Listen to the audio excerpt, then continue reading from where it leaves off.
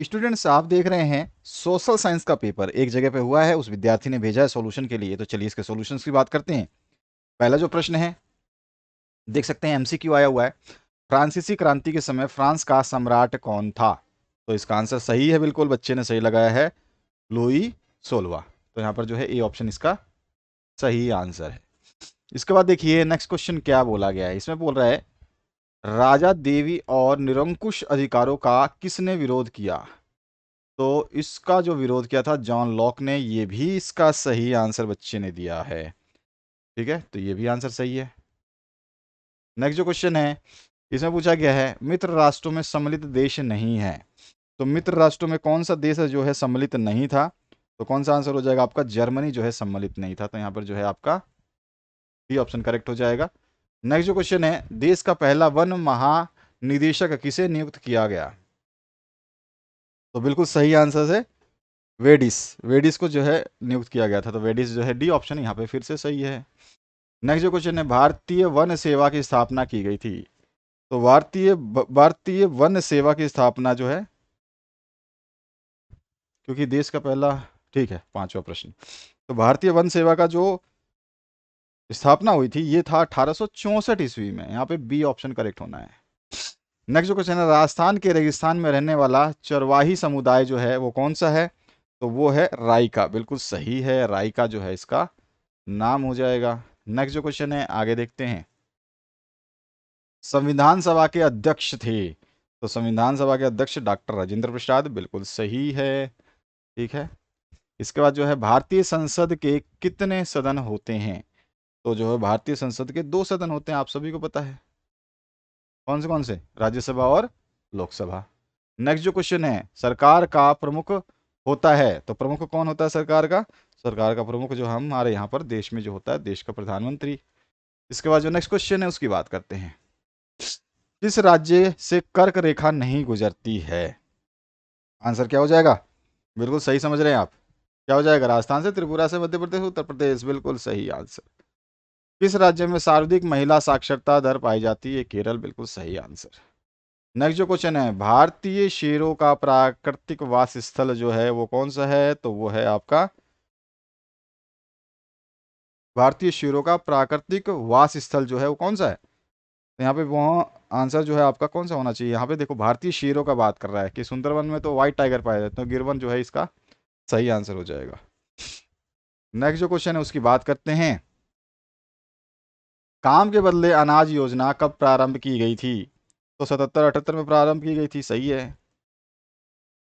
अर्थव्यवस्था के तृतीयक क्षेत्र में शामिल नहीं किया है, वो है कृषि, क्योंकि बाकी सारी तृतीयक में बीमा भी आपका थर्ड का है, बैंकिंग भी थर्ड का है, संचार भी थर्ड का है, केवल कृषि जो है फर्स्ट का है। इसके बाद जो कि नेक्स्ट क्वेश्चन और आंसर यहाँ पे दिए गए हैं। काफ़ी सुंदर बच्चे ने पेपर भेजा और काफ़ी सुंदर इसका आंसर्स भी हैं। गरीबी हटाओ का नारा इंदिरा गांधी ने दिया। भारत खालिस्तान गोलार्ध में, उत्तरी गोलार्ध में। अच्छा।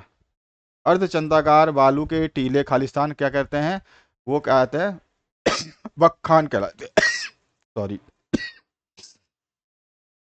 इसके बाद जो है बस्तर जिला खालिस्तान में कहाँ है? बस्तर आपका छत्तीसगढ़। इसके बाद जो है आपसे पूछा गया है भारत के रक्षा बलों का सुप्रीम कमांडर जो है राष्ट्रपति। उसके बाद जो नेक्स्ट क्वेश्चन है, खालिस्तान अंतर्राष्ट्रीय मानवाधिकार संगठन है संयुक्त राष्ट्र संघ। राष्ट्रपति संसद का सदस्य सदस्य होता है, सही है गलत का चुनाव करना है। तो राष्ट्रपति संसद का सदस्य होता है, सही है। चलो ये बिल्कुल सही बात है, तो ट्रू कर देंगे। और संविधान की प्रारूप समिति के अध्यक्ष जो डॉक्टर राजेंद्र प्रसाद थे। तो भैया प्रारूप समिति के अध्यक्ष जो भीमराव अम्बेडकर थे ना, तो यहाँ पे जो है गलत हो जाएगा। इसके बाद जो नेक्स्ट क्वेश्चन है, हरित क्रांति का सर्वाधिक प्रभाव राजस्थान में हुआ था, क्या सही है क्या गलत है? नहीं, ये भी गलत है। सबसे ज़्यादा प्रभाव तो आपके हरियाणा पंजाब में हुआ था ना, तो ये आपका भी गलत है। इसके बाद जो नेक्स्ट क्वेश्चन है, जनगणना का कार्य प्रत्येक 10 वर्ष के बाद होता है, ये सही बात है भैया। इसके बाद जो है मसाई समुदाय मुख्य रूप से कृषि का कार्य करती है, गलत है भैया ये कथन। नेक्स्ट जो क्वेश्चन है उसकी बात करते हैं। इसमें पूछा गया है भारत में पुरुषों की अपेक्षा महिलाएं ज्यादा शिक्षित है, ये भी गलत कथन है। नेक्स्ट जो क्वेश्चन है उसको देखिए। सॉरी, सर्दी जुकाम हो गया। यहाँ पे पूछा गया आपसे फ्रांस का राष्ट्रीय गान कौन सा है, तो मार्सिले बिल्कुल सही आंसर है। रूस की संसद का नाम ड्यूमा बिल्कुल सही आंसर है।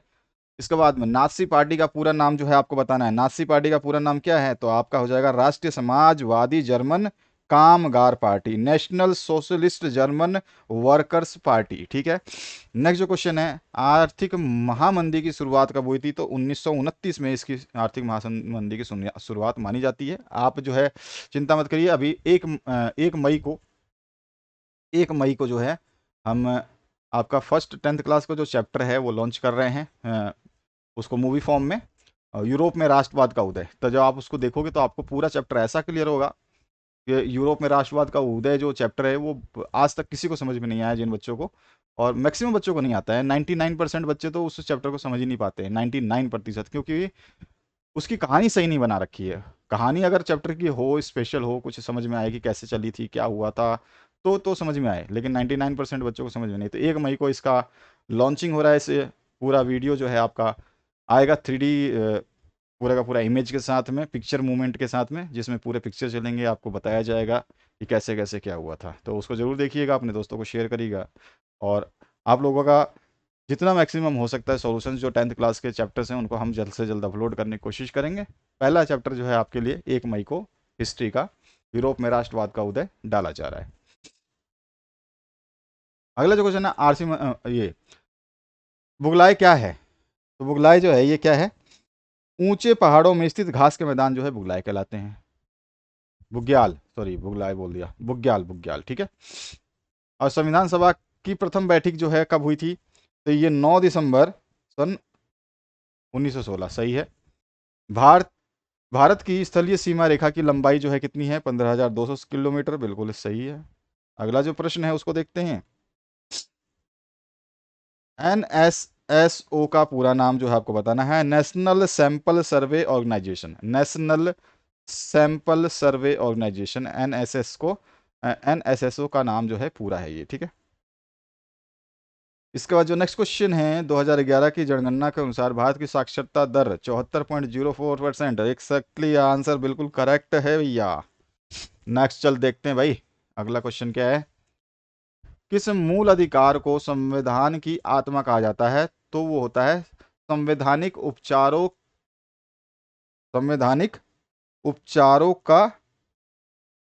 का अधिकार, ठीक है। संवैधानिक उपचारों का अधिकार जो है इसको आत्मा कहा जाता है। ये क्वेश्चन तो 11th में ही पूछा गया, अभी अभी मैंने पॉलिटिकल साइंस सॉल्व करवाया था, उसमें ही पूछ लिया ये क्वेश्चन। आगे है, लोगों के मौलिक अधिकारों की रक्षा कौन करता है, तो सर्वोच्च न्यायालय, बिल्कुल सही आंसर है भैया तुम्हारा।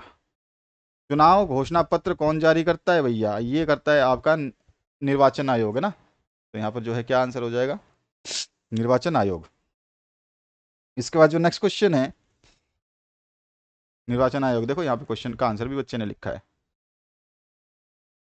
भारत में समस्त विश्व का कुल कितना प्रतिशत क्षेत्र फल पाया जाता है, तो ये जो है कितना प्रतिशत की बात हुई है ना, प्रतिशत हमें लिखना है। तो इसमें तो इसने बच्चे ने किलोमीटर लिख दिया, 3,28,724 वर्ग किलोमीटर लिख दिया। यहाँ पे किलोमीटर प्रतिशत पूछा, देखिए ध्यान से, यहाँ पे प्रतिशत पूछा है, तो प्रतिशत जो है 2.4% है, 2.4%। भारत में साइबेरियन सारस किस ऋतु में आते हैं, शीत ऋतु में, बिल्कुल सही आंसर है। तो बच्चे ने जितना भी मैक्सिमम है मेरे हिसाब से पूरे आंसर सही दिए, एक इक्का दुक्का छोड़ करके सारे आंसर सही हैं। तो और तो कुछ खास इसमें है नहीं, बाकी सारे क्वेश्चंस आप देख सकते हैं।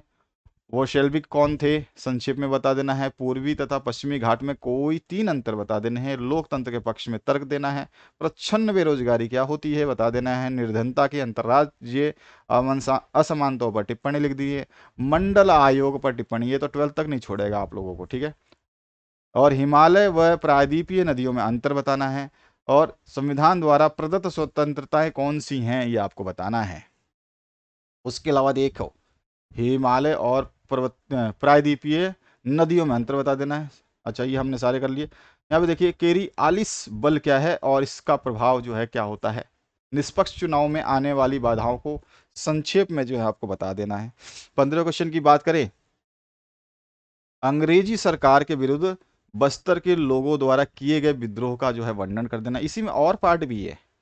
नाजी विचारधारा फैलाने वाली फैलाने के लिए जर्मनी में युवाओं के जीवन में किन किन कानूनों को लागू किया गया, वर्णन कर देना है। औपनिवेशिक शासन ने चरवाहों के जीवन को बदल दिया, कैसे, स्पष्ट कर देना है। इसी के अथवा पाठ में है, औपनिवेशिक काल में अफ्रीका में चरवाहों के जीवन में आए बदलाव को वर्णन कर देना है। इसके बाद देखिए, भारतीय संविधान द्वारा नागरिकों को दिए गए मौलिक अधिकारों का वर्णन करना। 6 तरह के मौलिक अधिकार है। अथवा पाठ की बात करें, लोकतांत्रिक देशों में संसद की आवश्यकता क्यों होती है, विस्तार से आप बता सकते हैं बिल्कुल लोकतांत्रिक में क्यों होती है। राष्ट्रीय जनसंख्या नीति 2000 द्वारा किशोर किशोरियों पर अधिक ध्यान देने की जरूरत है, कथन को स्पष्ट कर देना है। इसी में और पाठ भी पूछा गया है, सार्वजनिक वितरण प्रणाली क्या है, इसमें रही कमियों का वर्णन जो है आपको कर देना है। और अगला जो प्रश्न है भारत के मानचित्र का, जिसमें गोदावरी नदी केरल पश्चिम बंगाल को दिखा देना है। विश्व के मानचित्र में फ्रांस, श्रीलंका और ब्रिटेन को दिखा देना है।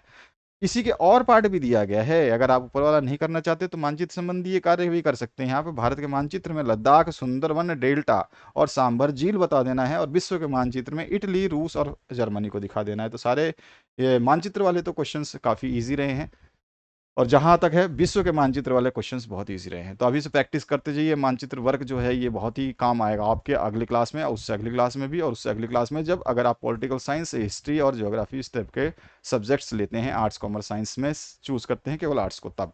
तो आशा करता हूँ इस वीडियो को देख करके कुछ ना कुछ आपको हेल्प मिलेगी। अभी 9th से 10th में जाएंगे, तब तक के लिए आप विशेष तरह से जो चीज़ें बताई जा रही हैं उनको फॉलो करें। आराम से आपका जो है 10th क्लास मेरिट भी जा सकता है, हाईएस्ट परसेंटेज भी हो सकता है। Thank you very much once again.